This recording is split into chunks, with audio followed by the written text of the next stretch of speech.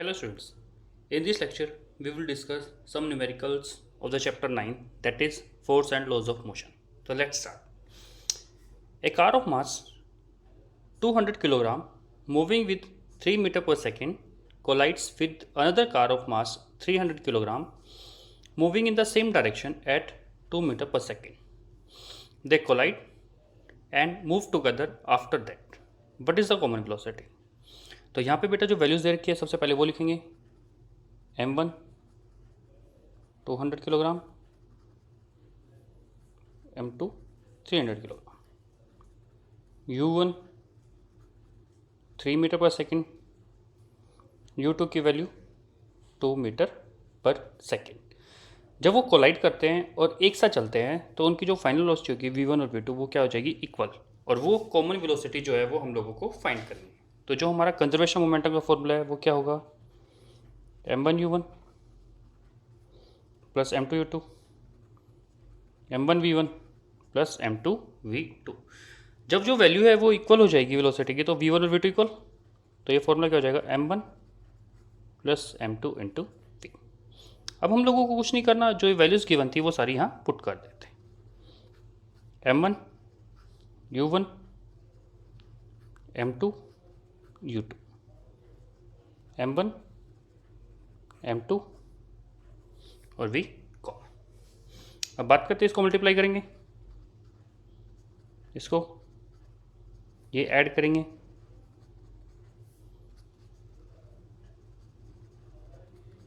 और मल्टीप्लाई में इधर जाके डिवाइड में हो जाएगा, तो v की वैल्यू कितनी हो जाएगी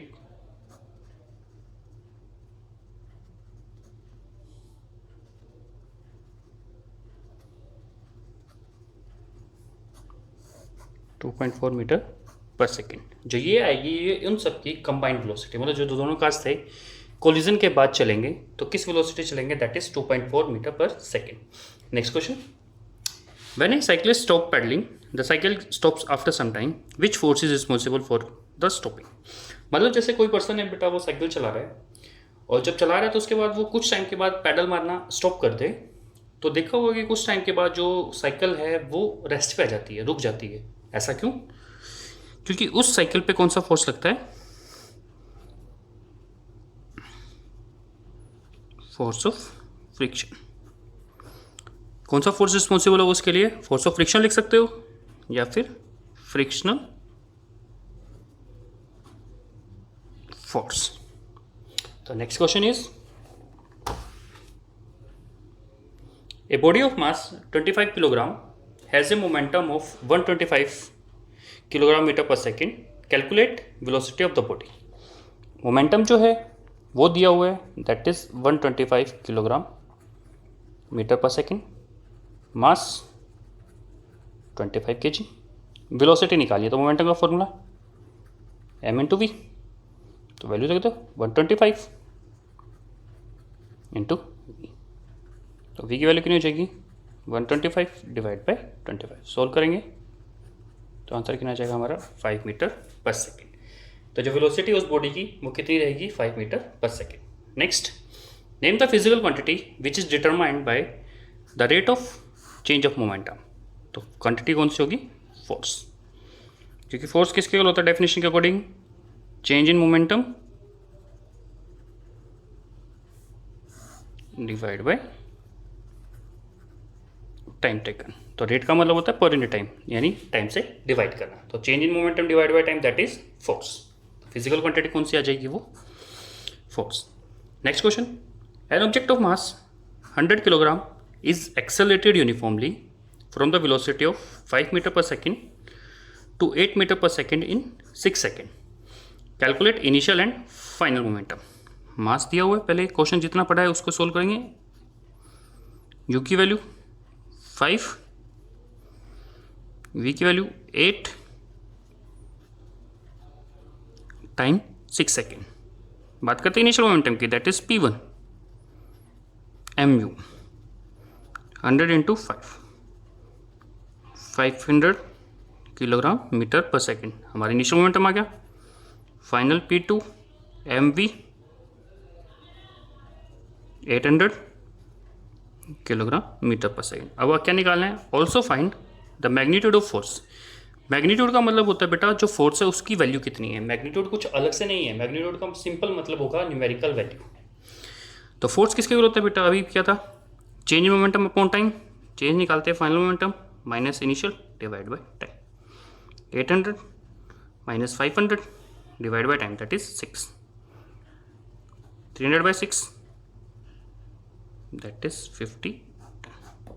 तो जो मैग्नीट्यूड होगा फोर्स का वो कितना रहेगा, 50 न्यूटन। नेक्स्ट क्वेश्चन बेटा,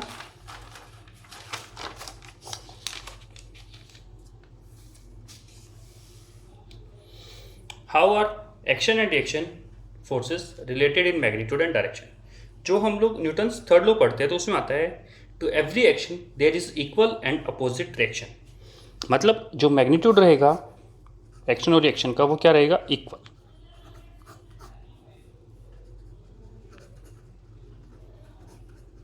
थर्ड लॉ ऑफ मोशन से मतलब एक्शन और रिएक्शन क्या रहेंगे, to every action there is equal and opposite reaction, magnitude equal.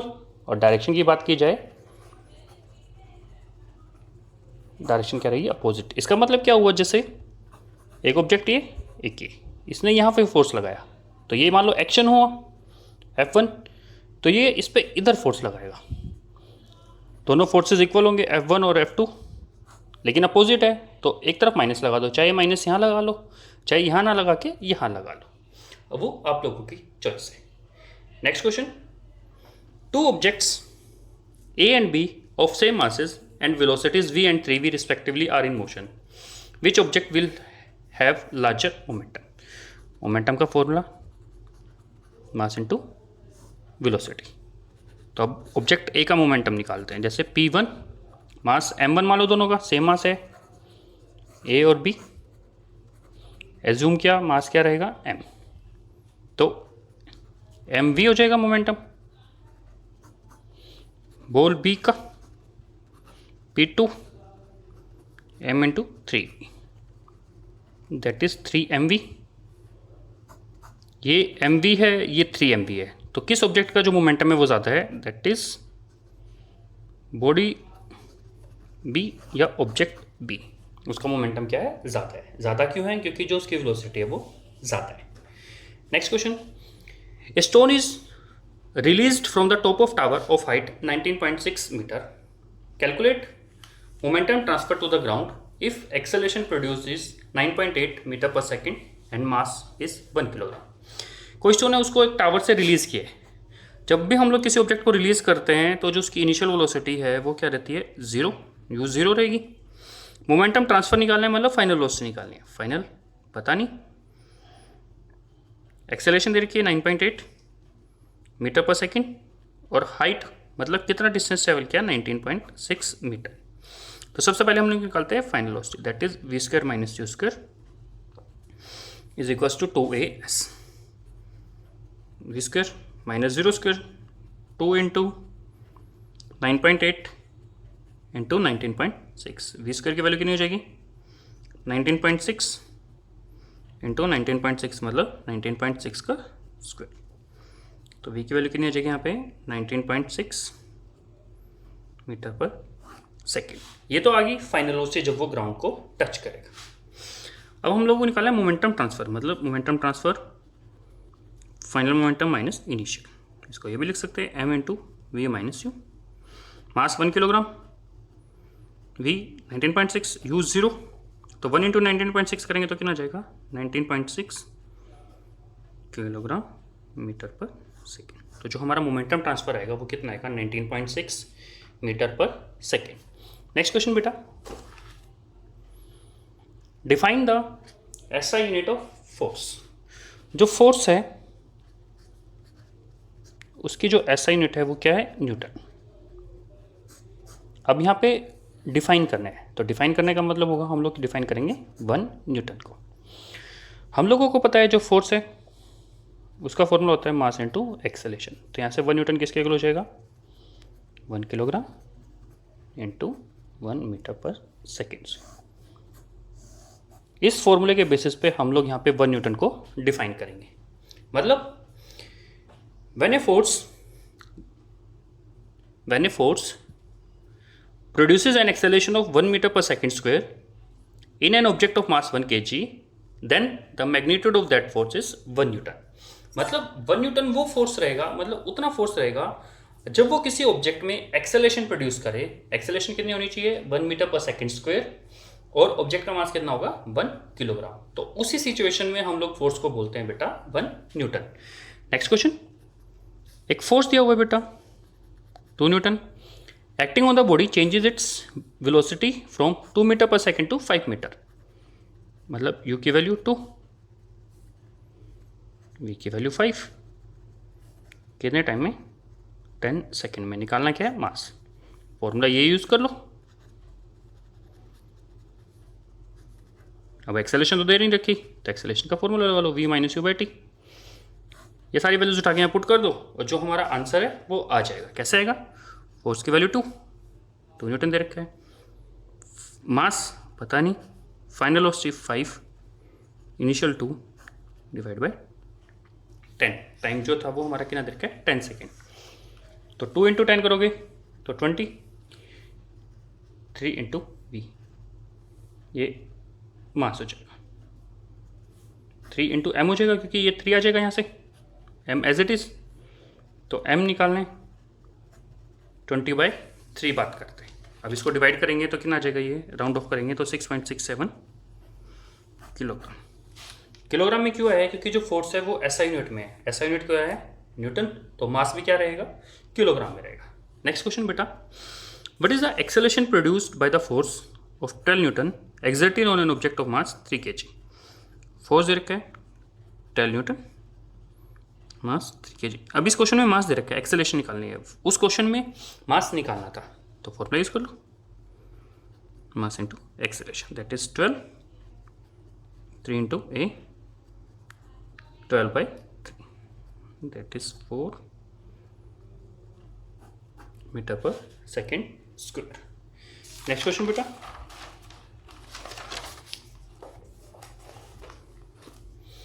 a bullet of mass 4 gram when fired with a velocity of 50 meter per second can enter a wall up to depth of 10 centimeter. How much force offered by the wall? Force निकालने, तो force किसके equal होता है? मास into acceleration के। तो सबसे पहले acceleration निकालने, वैल्यूज लिखो क्या क्या दे रखी है। इनिशियल 50, फाइनल 0, क्योंकि वो रेस्ट पे आएगी। टाइम पता नहीं, डिस्टेंस 10 सेंटीमीटर, मीटर में कन्वर्ट कर लेते हैं। तो सबसे पहले निकालते हैं एक्सेलरेशन। थर्ड इक्वेशन से v² minus u² 2as, 0² 50² 2 into acceleration, ये 1/10 हो जाएगा यहाँ पे। तो एक्सेलरेशन इसको सोल्व करेंगे तो -2500, 10 मल्टीप्लाई में 2 डिवाइड में, ये 5, -125 टू 0, तो as it is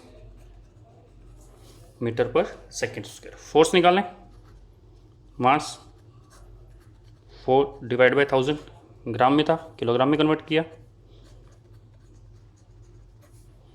2 zero cancel होगी, 5,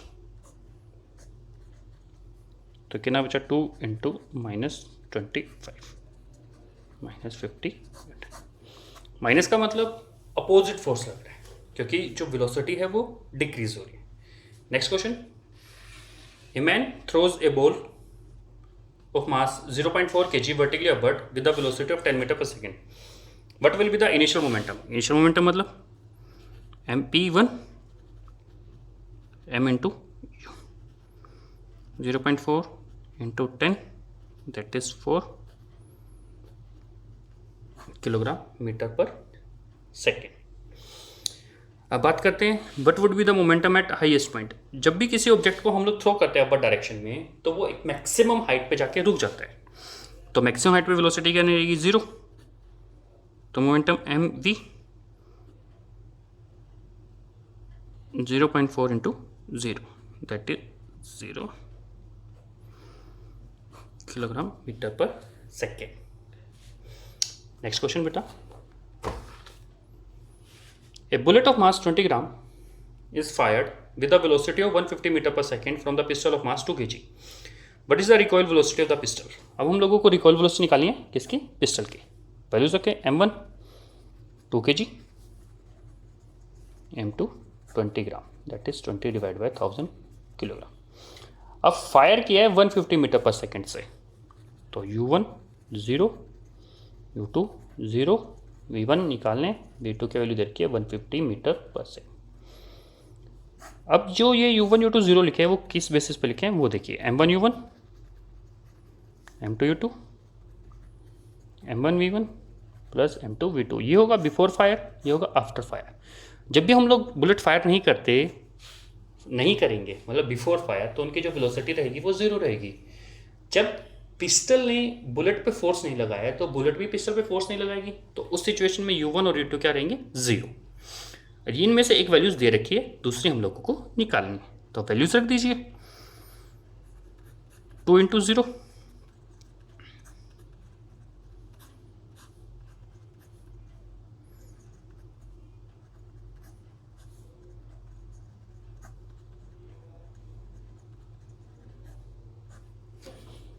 टू इंटू 0 0, ये भी 0 रहेगा, ये 0 कैंसिल होगी, इधर से 5 3 कितना आ गया 3, तो ऐसे 2v1 कितना आ जाएगा -3, -3/2 -1.5 मीटर पर सेकेंड। ये क्या रहेगी उसकी रिकॉइल वेलोसिटी, नेगेटिव है तो इसका मतलब वो रिकॉइल कर रही है। बुलेट इधर जाएगी तो पिस्टल इधर जाएगी, मतलब अपोजिट डायरेक्शन में। नेक्स्ट क्वेश्चन बेटा, a horse continues to apply the force in order to move a cart with a constant speed, explained by। जब भी कोई हॉर्स किसी कार्ट को लेके मूव करता है तो उसको कॉन्स्टेंटली फोर्स लगाना पड़ता है। क्यों? क्योंकि जब कार्ट मूव करेगा, कार्ट किस में होगा, मोशन में होगा, तो उस पर एक फोर्स लगता है जो इसके मोशन को अपोज करता है, और उसको हम लोग बोलते हैं फोर्स ऑफ फ्रिक्शन। तो इस फोर्स को ओवरकम करने के लिए, क्या करने के लिए, ओवरकम मतलब खत्म करने के लिए, जो हॉर्स है उसको क्या करना पड़ता है, continue to apply the force. इसलिए उसको लगातार क्या अप्लाई करना पड़ता है, फोर्स, ताकि फ्रिक्शन की वैल्यू कम हो जाए और कार्ट इजीली मूव कर सके। अगर हॉर्स फोर्स नहीं लगाएगा तो उस सिचुएशन में क्या होगा, फोर्स की वैल्यू कम हो जाएगी, फोर्स ऑफ फ्रिक्शन बढ़ जाएगा, और जैसे ही फोर्स ऑफ फ्रिक्शन बढ़ेगा कार्ट जो है वो मूव करना बंद कर देगा। नेक्स्ट क्वेश्चन बेटा,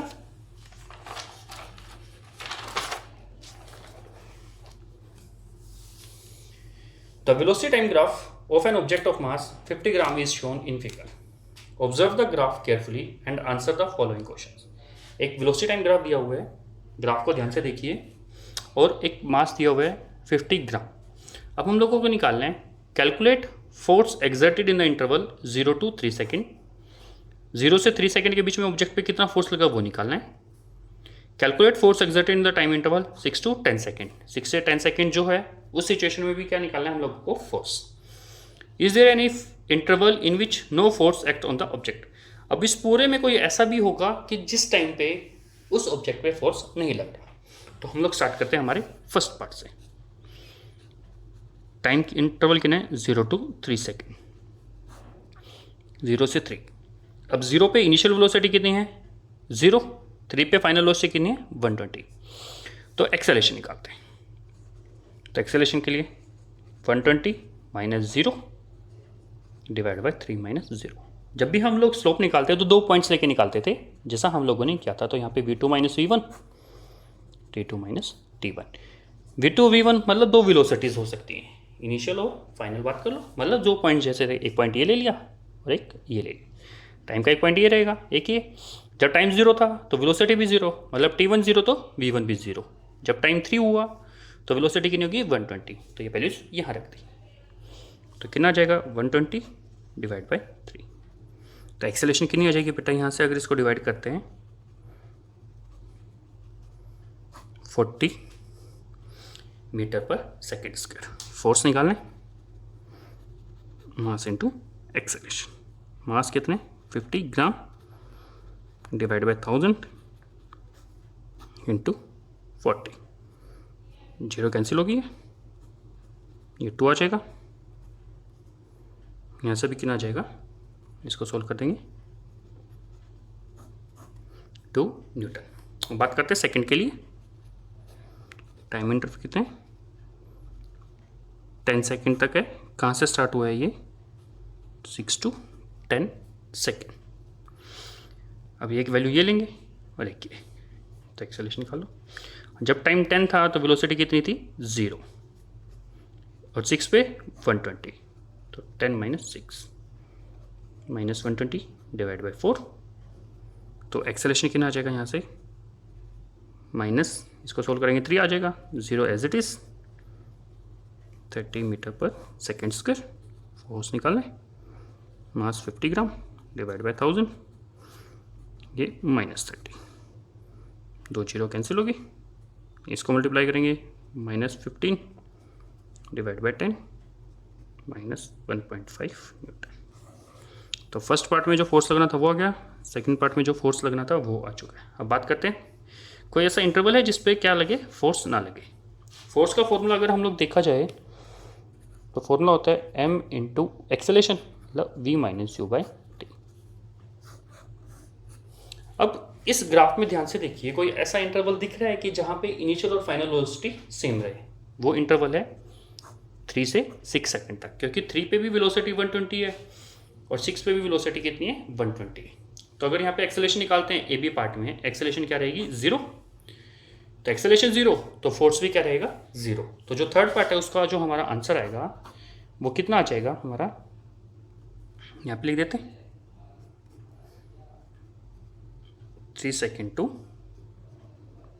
6 सेकेंड। सिर्फ इस पार्ट में जो है इस ऑब्जेक्ट पे फोर्स नहीं लग रहा, क्योंकि ऑब्जेक्ट जो है वो एक कांस्टेंट स्पीड से मूव कर रहा है। बेटा अगर इन क्वेश्चन से रिलेटेड कोई डाउट है तो आप कमेंट बॉक्स में लिख सकते हैं। Thank you.